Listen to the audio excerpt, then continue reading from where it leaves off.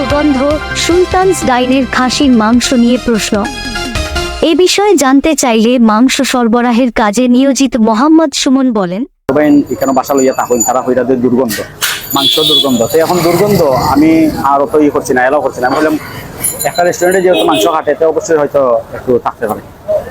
এরপরে যাওয়ার পরে আজকে হঠাৎ করে আজকে 15 দুপুরে আমি খাওয়াতে আসলাম। খাওয়া থাকার পরে আমি কইলাম যে সেটা সবাই খুব বেশি দুর্গন্ধ করে, আপনারা কইলাম আইতা আপনি একবার আইয়া দেখুন না ভাই, এগুলো তো মানুষের রেস্টুরেন্টও খায়। ও গিয়া দেখি মানে মাংসগুলা মানে মাছি উচি এগুলা মানে করা আর কি। তে অনেক দুই একটা ফুটেজও আমরা তুলিয়া রাখছি। তুলিয়া রাখার পরে আমরা কইছি যে মুরব্বী একজনকে জানাইছি, তো জানানোর পরে আমরা গেছি।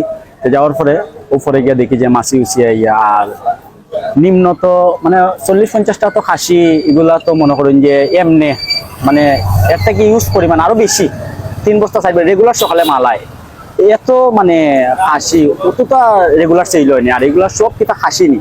আমার কথা হয়েছে একটাই, আজকে আমি এই রেস্টুরেন্টে খাইলাম না আরেকজনে খাইলো, আমি চাই না যে মানে আরেকজনে খাইয়া অসুস্থ করতে অথবা হারাম কিছু খাইতো, কারণ একজনের পয়সা দিয়ে খাইবো, হকালার ভাবে খাইবো। আজকে আমার তো আমি খাইতে পারলাম না, কিন্তু আরেকজনে তো খাইলো। আমি চাই না যে এরকম দুর্গন্ধ পচা মাংস এগুলা রাখতো।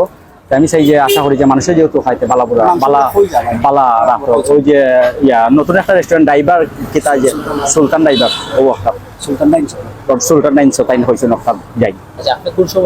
আমি গেছিলাম বিকালে প্রায় 3টা 3:30। আমরা এখানে যাওয়ার প্রায় 10-15 মিনিট পরে মনে করেন যে আজান পড়ছে। আমার নাম মোহাম্মদ শিমুল। দুর্গন্ধযুক্ত মাংসের বিষয়ে প্রশ্ন করা হলে প্রথমে অস্বীকার করেন সুলতানস ডাইন সিলেটের ম্যানেজার অপারেশন জুলকার আহমদ।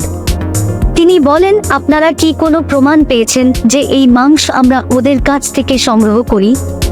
পরে সেখানে থাকা সাংবাদিকেরা প্রমাণ আছে বললে তিনি মাংস সংগ্রহের কথা স্বীকার করেন। এই সময় তিনি বলেন, আমরা প্রতিদিনকার মাংস প্রতিদিনই কাজে লাগাই, কোনো ফ্রোজেন মাংস আমরা ব্যবহার করি না। পরে উপস্থিত সাংবাদিকেরা ঢাকার কাপ্তান বাজারে জবাই করা মাংস কিভাবে সিলেটে এনে ব্যবহার করেন এই প্রশ্ন করল, কোনো সদুত্তর দিতে পারেননি তিনি।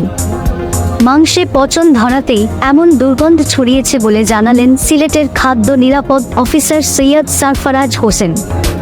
তিনি বলেন, তাপমাত্রা -12 থেকে 18 এর মধ্যে থাকে তাহলে ওনারা মাংস রাখতে পারবেন। নির্ভর করছে ওখানে ওনারা টেম্পারেচার কন্ট্রোল করছেন কিনা, ঢাকা থেকে আনার সময় ফ্রিজিং ভ্যান ব্যবহার করছেন কিনা, সংরক্ষণের জায়গায় ফ্রিজিং ব্যবস্থা কেমন।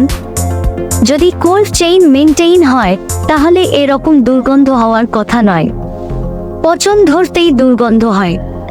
তিনি আরও বলেন, সুলতানস ডাইনের বিষয়টি আমাদের নজরে এসেছে, এখন ঢাকায় আছি, সিলেটে ফিরে আমরা বিষয়গুলো যাচাই বাছাই করব। সত্যতা পেলে অবশ্যই আইনি পদক্ষেপ নেওয়া হবে।